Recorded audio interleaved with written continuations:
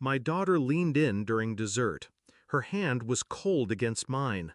"Mom," she whispered, "we need to leave. Now!" Her voice trembled, but her eyes didn't. I blanked. What happened? She didn't answer, just said, "You didn't look under the table." So I did.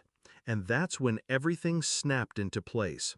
Beneath the lace tablecloth, tucked against my brother's polished dress shoe, was a phone.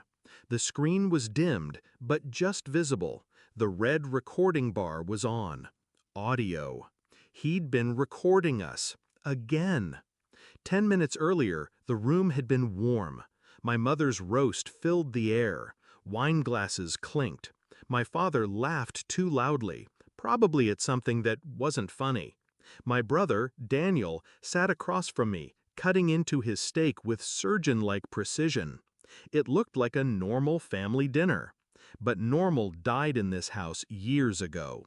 When I was 17, Daniel pulled me aside during a camping trip. "You're adopted," he said flatly. "Mom told me when I was 8.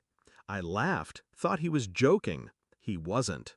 I confronted my parents. They denied it, lied with tears in their eyes, claimed he was jealous, manipulative. So I believed them, because who would lie like that? Daniel, that's who.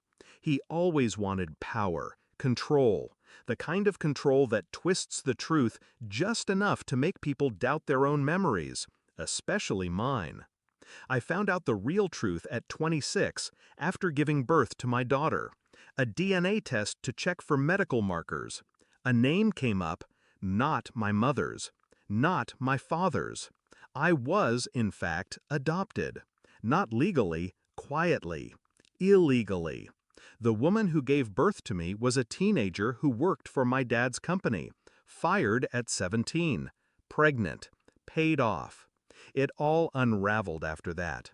My parents begged for forgiveness, said they were trying to protect me, said it was love.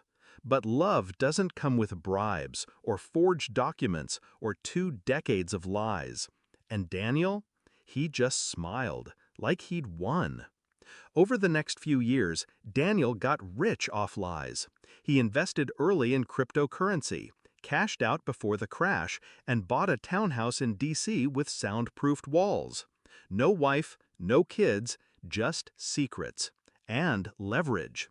He started recording family conversations, edited them, took clips out of context, used them to blackmail relatives for favors, money, silence. My parents knew. They let him because they feared him. And I became the target again. Only this time, he wanted more than emotional chaos. He wanted my daughter. Claire is 22 now, smart, quiet, brilliant in ways Daniel could never understand. She noticed the first time, at Thanksgiving. Her voice on a podcast spliced into a political rant she never recorded. Daniel's voice wasn't in it, but his watermark was. That's when she started watching him. She was the one who planted the decoy text thread, accidentally left her phone unlocked near him, a fake conversation between her and me, hinting that we'd uncovered something damaging, something federal. He bit hard. I watched him sweat for a week. We came to dinner tonight to confirm it, to bait him. He hid the phone under the table, same model as mine. He thought I wouldn't notice the switch, but Claire did. She always does. When she whispered, I looked under the table, saw the red recording bar. I nodded. Then I stood up. "Claire and I have to go," I said calmly. My mother froze. "But dessert!" Daniel stood too fast. No, sit. I was about to bring out the... "Don't," I said. And then, to Claire, "Call Agent Dorsey." My parents' faces fell. Daniel's smirk cracked. He didn't know we'd recorded him. He didn't know the SD card in Claire's pendant held 3 months of audio.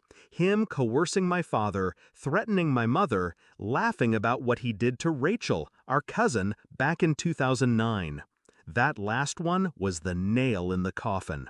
She finally came forward, swore an affidavit, said she'd testify. Daniel was arrested the next morning.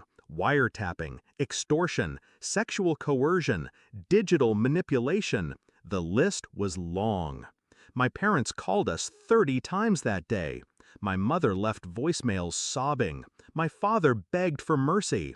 They weren't crying for justice. They were crying because the Dolden sun was gone and their web of lies had collapsed.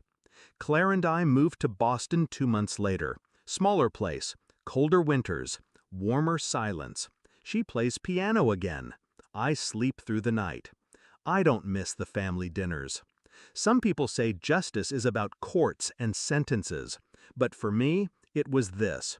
Walking out of that house with my daughter beside me, her eyes clear, my spine straight, and finally, no one watching from under the table.